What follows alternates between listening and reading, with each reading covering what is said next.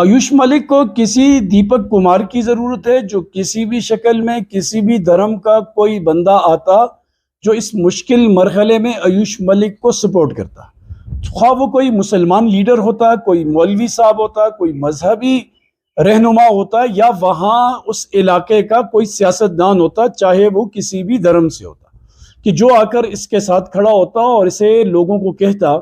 کہ ہمارے آرٹیکل 25 میں یہ بات لکھی ہے کہ دھرم قبول کرنے میں، تبدیل کرنے میں بندہ آزاد ہے، یہ عاقل بالغ بندہ ہے، اس نے اپنی مرضی سے اس کو قبول ایکسیپٹ کیا ہے، لہٰذا اس کو دبانے کی، پریشرائز کرنے کی ضرورت نہیں ہے۔ تو کوئی دیپک کمار اس کے لیے ہوتا۔ دیپک کمار کے اوپر میں نے تفصیلی ویڈیو بنائی ہوئی ہے، آپ دیکھ لیجئے گا۔ ایک بزرگ دکاندار، مسلمان دکاندار وکیل احمد اپنی دکان میں بیٹھے ہوتے ہیں اور کچھ غنڈے آ کر وہاں ہنگامہ برپا کرتے ہیں جن کا تعلق بجرنگ دل سے ہوتا ہے، اور وہ لڑتے جھگڑتے ہیں، بیہودہ گفتگو کرتے ہیں اور اس بزرگ سے کہتے ہیں کہ تمہاری دکان کا نام، ان کی دکان کا نام بابا شوز ڈریس، اس طرح کا کوئی نام تھا، بابا اسکول ڈریس، کہ یہ اپنی دکان کا نام تبدیل کرو کیونکہ بابا تو ہمارے ہیں، تمہارے تو نہیں ہیں مسلمانوں کے بابا، اور تمہیں اس کے اوپر کوئی حق حاصل نہیں، کوئی رائٹ حاصل نہیں کہ اپنی دکان کا نام بابے کے ساتھ منسوب کرو۔ اور وہ بزرگ کہتے ہیں کہ میری مرضی۔ ان کی آپس میں تلخی ہو رہی ہوتی ہے کہ ایک نوجوان آتا ہے، ہندو نوجوان، وہ آ کر ان غنڈوں کے سامنے کھڑا ہو جاتا ہے بزرگ کے اور کہتا ہے کہ بھئی ان کی مرضی، جو نام رکھے، تم کون ہوتے ہو انہیں روکنے والے، ٹوکنے والے؟ وہ اس سے پوچھتے ہیں کہ تو کون ہے بھائی، تیرا کیا نام ہے؟ وہ کہتا ہے میں دیپک کمار ہوں۔ اس کے یہ جملے تو پوری دنیا میں وائرل ہوئے،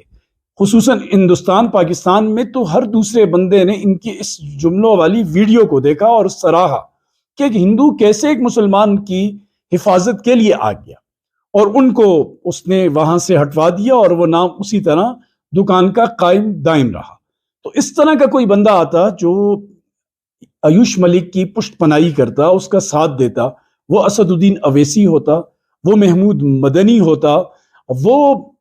عرفان پٹھان ہوتا، وہ یوسف پٹھان ہوتا، یا اسی طریقے سے وہ عمران پرتاپ گھڑی ہوتا مسلمانوں میں۔ غیر مسلم میں کوئی بھی ہوتا بھائی، کوئی نجوت سندھو ہوتا،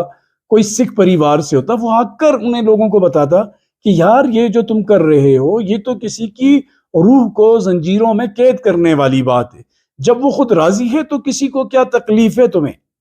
جب تم لوگوں کو زبردستی ہندو بنا رہے تھے اور کوئی کسی قسم کی تمہیں تکلیف نہیں تھی، تو جب کوئی ہندو مسلمان بن رہا ہے تو تمہیں تکلیف کیوں ہے؟ تو اس طرح کا کوئی بندہ ہوتا جو اس کے ساتھ کھڑا ہوتا۔ ہمیں امید ہے، یقین ہے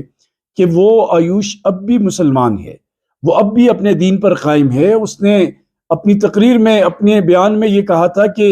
یہ ایمان ایسی ایک لذت ہے کہ جس کو مل جائے اس سے کبھی کوئی بندہ ہٹ نہیں سکتا۔ ہم یقین رکھتے ہیں کہ وہ ایسا ہی ہے، لیکن جو اس بیچارے کے اوپر گزری، اس کے ساتھ منسوب جو مسلمان تھے ان بیچاروں پر گزری، اگر کوئی دیپک کمار اس کے ساتھ ہوتا تو شاید ان مشکلات سے یہ بچ جاتے اور اتنی تکالیف کا سامنا کرنا نہ پڑتا۔ اللہ پاک آیوش ملک کے ایمان کی حفاظت فرمائے۔